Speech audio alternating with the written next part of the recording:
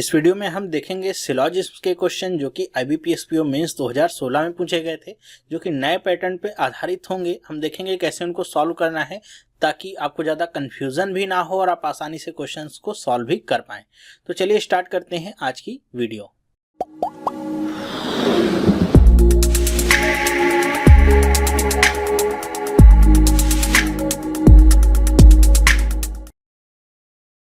Hello, मेरा नाम चंद्रहास है। स्टडी स्मार्ट में आपका स्वागत है।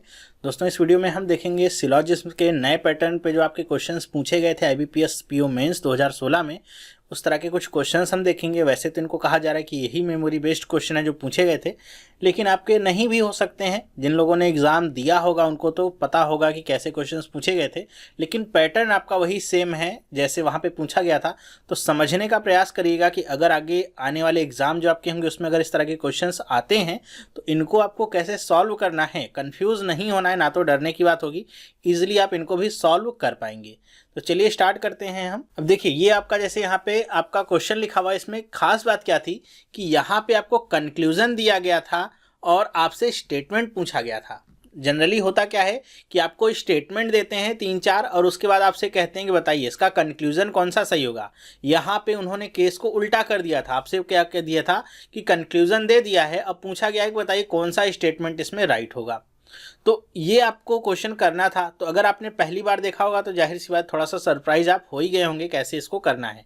लेकिन इसको करना कैसे है इसको हम अभी से समझ लेते हैं, ताकि आगे अगर इस तरह के क्वेश्चंस पूछे जाएं तो आप कर लें। अब आपको ये तो आता ही है कि स्टेटमेंट से कंक्लूजन आप कैसे बना सकते हैं। अब ये भी देख लीजिए कंक्लूजन से स्टेटमेंट को कैसे हम सही कर सकते हैं।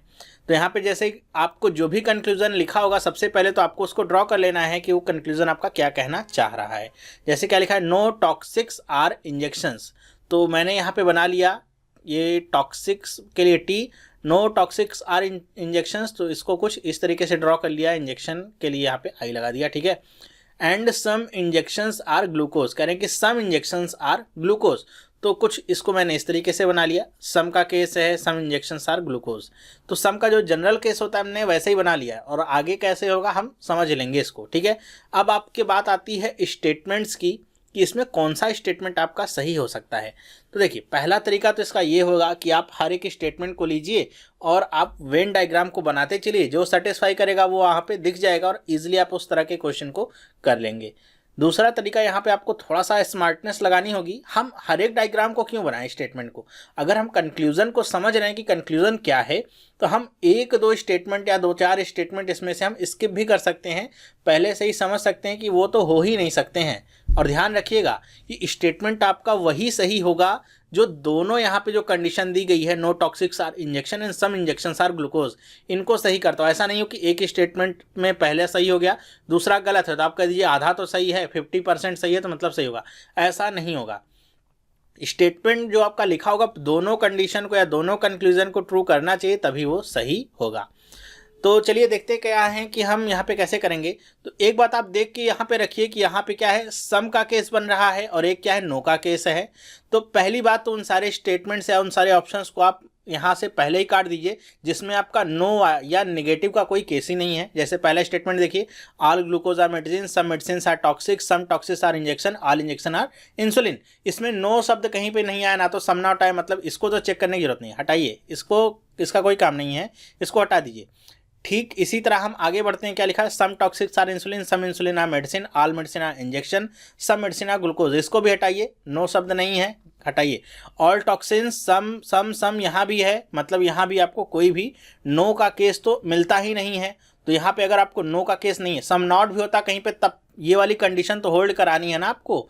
जब ये वाली कंडीशन की पूरी प्रॉपर कहीं पे मिलेगा ही नहीं, नो की कंडीशन सारे के सारे पॉजिटिव आपको मिलेंगे, तो कहाँ से आप ये कह पाएंगे कि नो वाली कंडीशन यहाँ पे बैठेगी।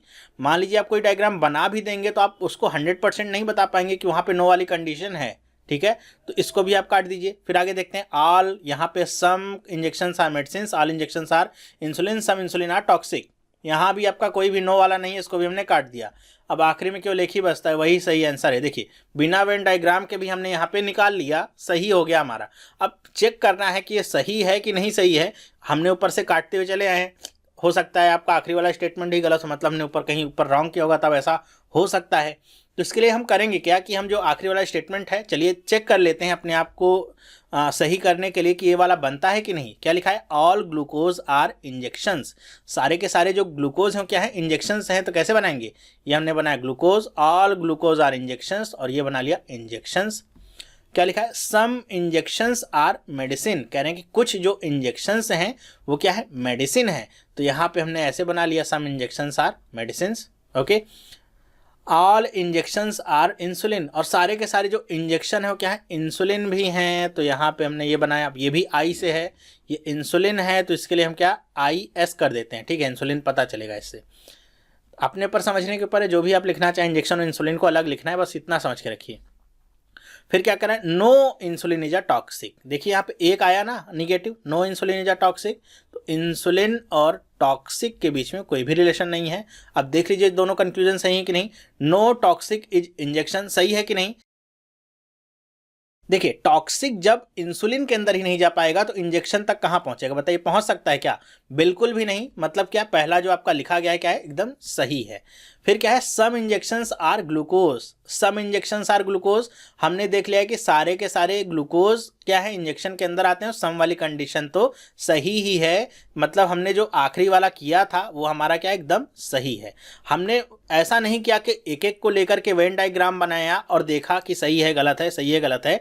हमने थोड़ा सा स्मार्ट अप्रोच क्या लगाया कि यहाँ पे अगर नो है तो हमने, जिसमें नो था ही नहीं, नेगेटिव का कोई सेंटेंस नहीं था, ना तो नो की कंडीशन कहीं पे थी, ना तो सम नॉट था, तो हमने उसको बस काट लिया है सिंपल। अगर सारे पॉजिटिव ही हैं तो आपका कंडीशन कहाँ से सेटिस्फाई करेगा, अगर कंक्लूजन यहाँ पे नो वाला है। आखिरी में बच गया था ई, लेकिन आपको थोड़ा सा अगर कन्फ्यूजन हो कि पता नहीं सही है कि नहीं सही है, तो हमने यहाँ पे वेन डायग्राम बनाकर भी दिखा दिया क्या है, सही है। लेकिन एग्जाम में जाएंगे तो आपको डायरेक्ट कर लेना है, ऊपर से काट दिया चारों, एक ही बचा है तो एक आंसर तो आपका होगा ही होगा। अगर नन ऑफ दीज आंसर होता है तब अलग बात है।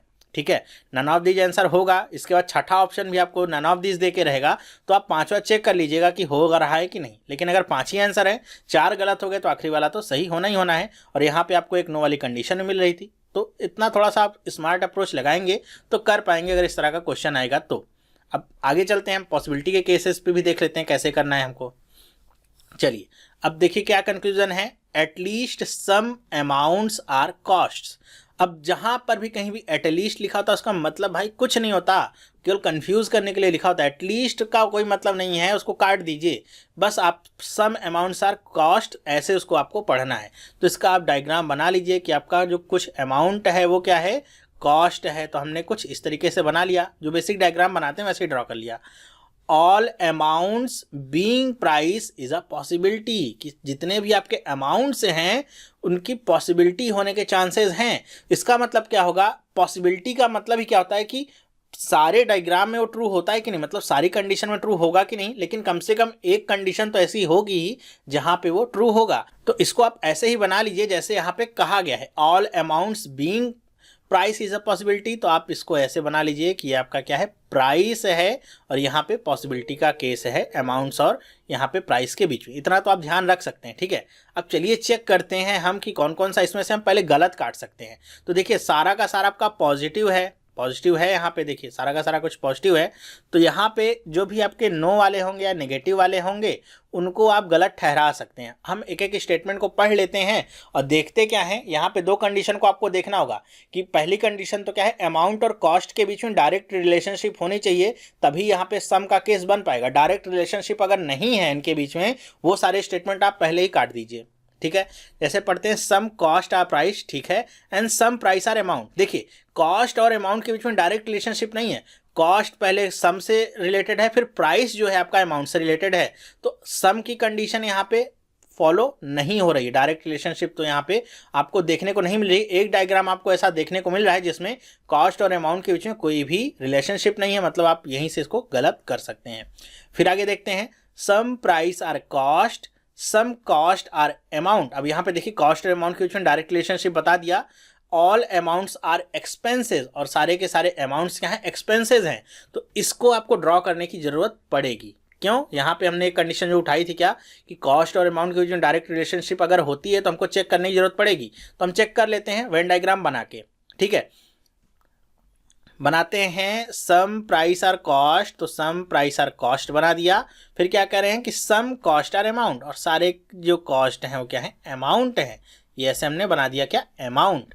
फिर क्या करें, ऑल अमाउंट्स आर एक्सपेंसेस, तो सारे के सारे अमाउंट क्या है, एक्सपेंसेस हैं, तो इसको हमने कुछ इस तरीके से ड्रॉ कर दिया। अब देखिए आपकी दोनों कंडीशन यहाँ पे ट्रू होती है कि नहीं, ये आपको बस चेक करना होगा। तो देखिए एक तो है हमारा कि सम अमाउंट्स आर कॉस्ट, ये वाला कंडीशन तो सही है।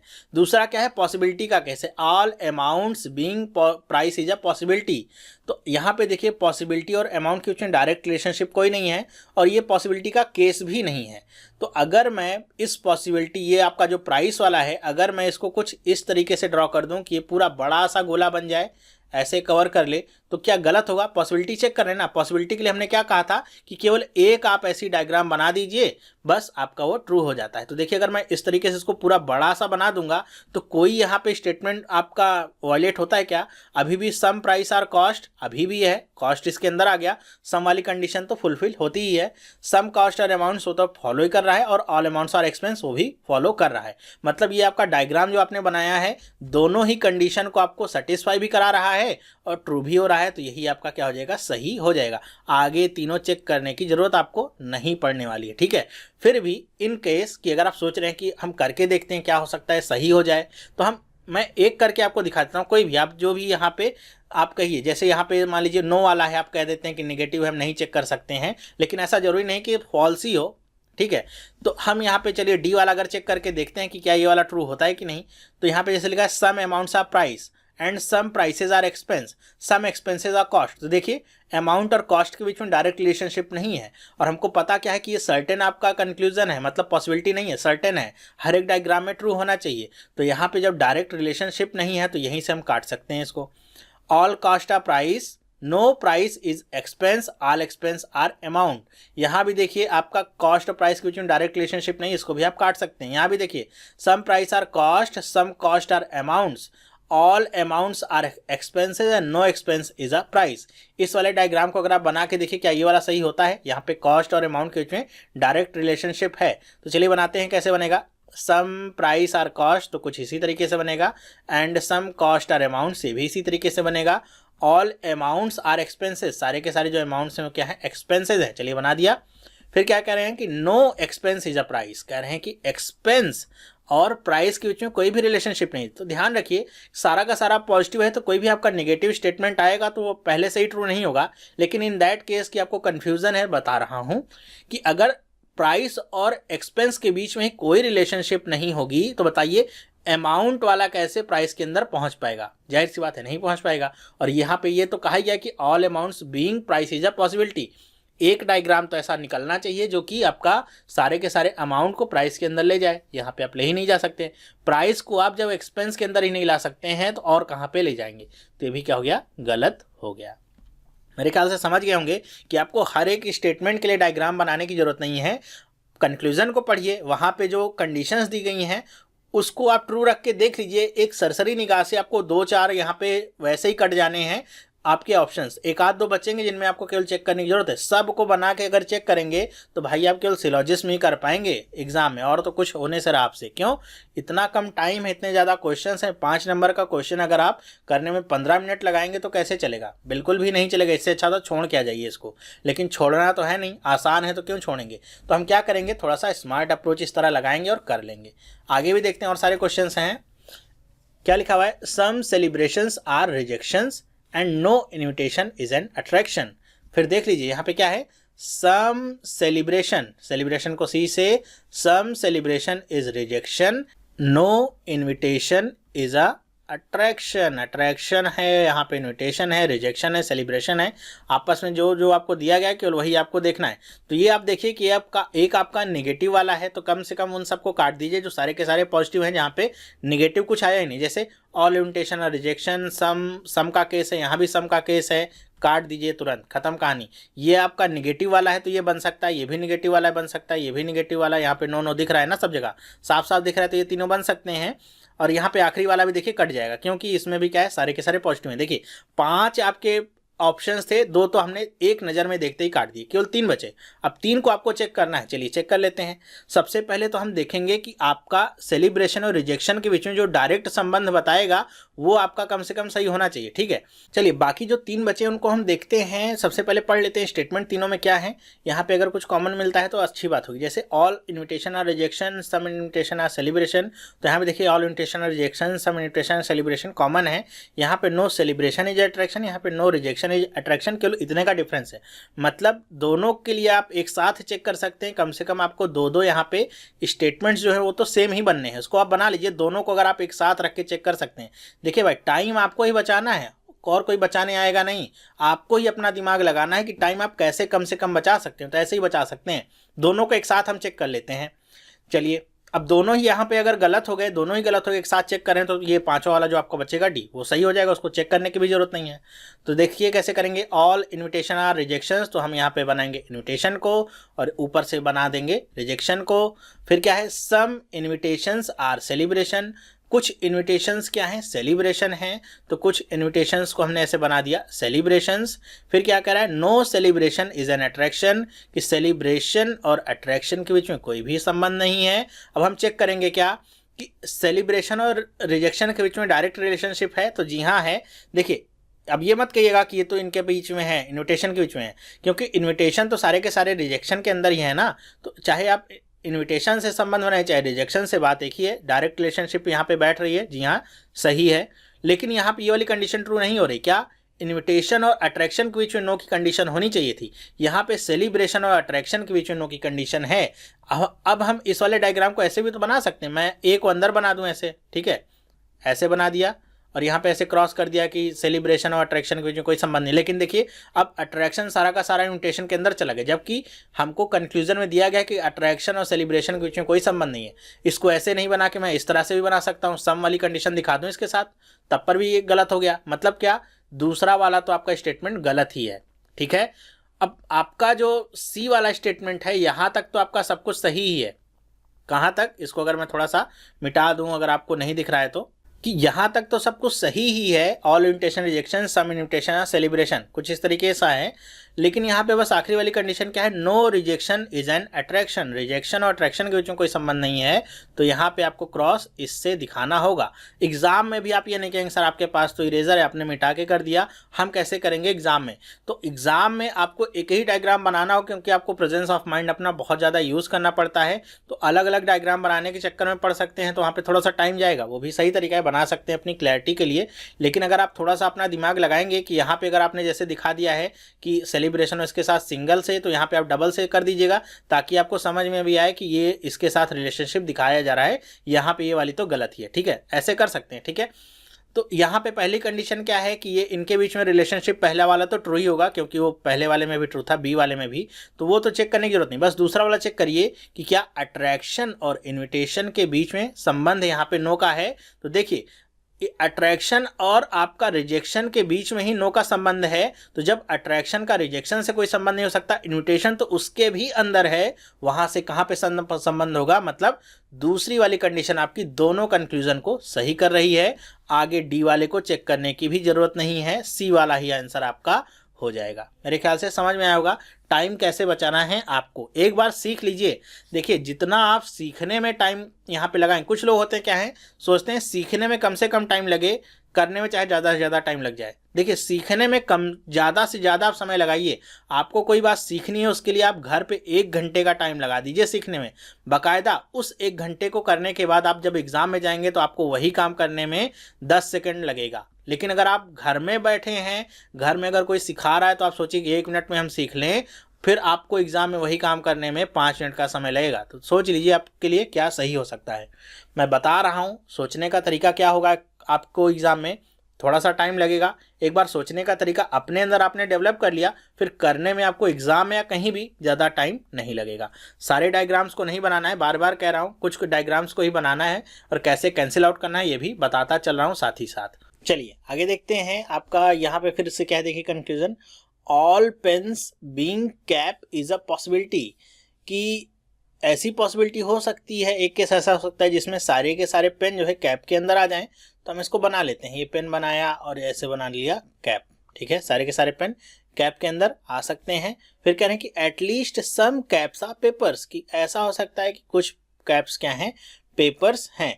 ध्यान रखिएगा, आपका जो दूसरा वाला कंक्लूजन यहाँ पे है वो आपका सर्टेन है, ठीक है, फिक्स है, मतलब ऐसा होगा ही होगा।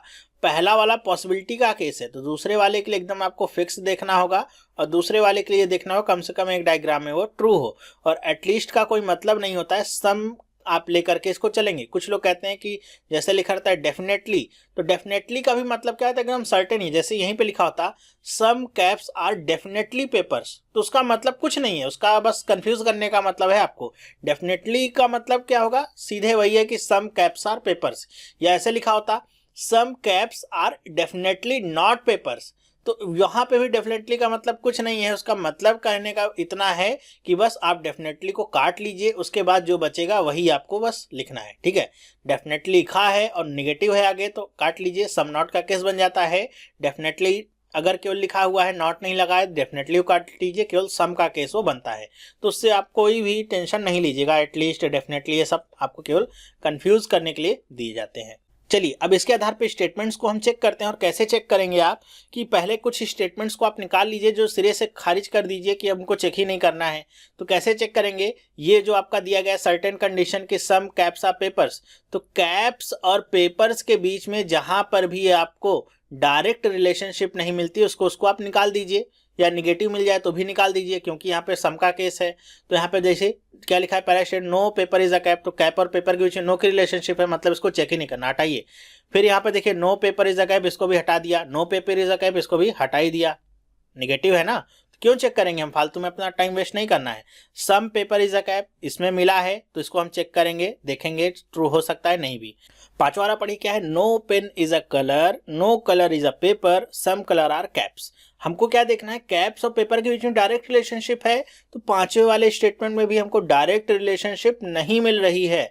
क्यों नहीं मिल रही है, क्योंकि आपका यहाँ पे कलर आ रहा है बीच में, फिर कैप्स यहाँ पे है और यहाँ भी कलर आ रहा है और इसके बाद पेपर है, डायरेक्ट रिलेशनशिप नहीं है, तो इसको भी आप गलत कर सकते हैं और ये भी आपका गलत ही होगा। तो केवल एक ही बचा है, कौन सा, डी वाला, यही आपका सही होगा। तो डी वाला आपका सही होगा, आप चेक कर सकते हैं बाद में बना के, वैसे आप टिक कर देंगे, ज्यादा चेक करने की जरूरत नहीं पड़ेगी। चलिए डी वाला मैं आपको बता देता हूँ, डी वाला चेक करा देता हूँ कि सही है कि नहीं। चलिए बनाते हैं, no pen is a colour, तो ये मैंने पेन बनाया, no pen is a colour, ऐसे सी बना दिया, कलर इनके बीच में नो की रिलेशनशिप, ठीक है। ऑल कलर्स आर पेपर्स, जितने भी आपके कलर्स हैं सारे के सारे क्या हैं, पेपर्स हैं। देखिए पी दो बार हो गया, तो इसको मैं पी ए लिख देता हूं और इसको पी ई, ताकि समझ में आए कि पेन है, ये पेपर है। सम पेपर्स आर कैप्स, और कुछ पेपर्स जो हैं वो क्या है, कैप्स हैं, ये मैंने बना दिया कैप्स, ठीक है, क्योंकि यहाँ पे सी था तो ये इसको मैंने सी ए कर दिया। अब बताइए दोनों आपके जो कंक्लूजन है ट्रू हो रहे हैं क्या, देखिए all pen being cap is a possibility, कि सारे के सारे जो पेन हैं वो कैप हो सकते हैं, ऐसी पॉसिबिलिटी है क्या, तो जी हाँ हो सकती है। अगर मैं कैप को इस तरीके से ना बना करके कुछ इतना बड़ा सा ऐसे बना देता, कैप नहीं होता तब पर भी होता, तो ये पॉसिबिलिटी हो सकती है। And some caps are papers, ये तो यहाँ पे देख रहे हैं सम के रिलेशनशिप है ही, तो ये क्या होगा, ट्रू हो गया। देखा आपने, तो हमने क्या किया, सही आंसर को नहीं फाइंड किया, जो गलत है उनको फाइंड कर लिया और हमारा सही वाला ही बचा रह गया। सारे डायग्राम बनाने की जरूरत ही नहीं पड़ी, हमारा जो गलत था वो हमने फाइंड आउट कर लिया, सही वाला ही बचा रह गया, वही हम चेक कर लेते हैं आखिरी में कि सही हम सोच रहे हैं कि नहीं सही सोच रहे हैं। सही सोच रहे हैं, बस सही हो गया। इतना ही आपको करना है और कुछ नहीं करना। ऐसा नहीं है कि आप एक एक को लीजिए, डायग्राम बनाइए, फिर अच्छा गलत होता है, फिर आगे बनाइए गलत होता है, फिर आगे बनाइए सही होता है। तो अगर आपका पहला सही हो गया तब तो ठीक है, लेकिन अगर आखिरी वाला अगर सही हुआ तो आपको 4 डायग्राम बना के यहाँ पे टाइम वेस्ट करना पड़ेगा, जो कि मेरे हिसाब से सही बात नहीं होती है, ठीक है। अच्छा आखिरी वाले में भी हो सकता है कुछ लोगों को प्रॉब्लम हो रही हो कि ऐसे कैसे हो गया। चलिए बना के दिखा देता हूँ इसको भी, कि no pen is a colour, तो मैंने ऐसे बनाया no pen is a colour, ठीक है। डायरेक्ट रिलेशनशिप आपको फाइंड करनी है जब भी आपका सर्टेन दिया है। मैंने तो सिर्फ यहीं से देखा, डायरेक्ट रिलेशनशिप नहीं, गलत कर दिया।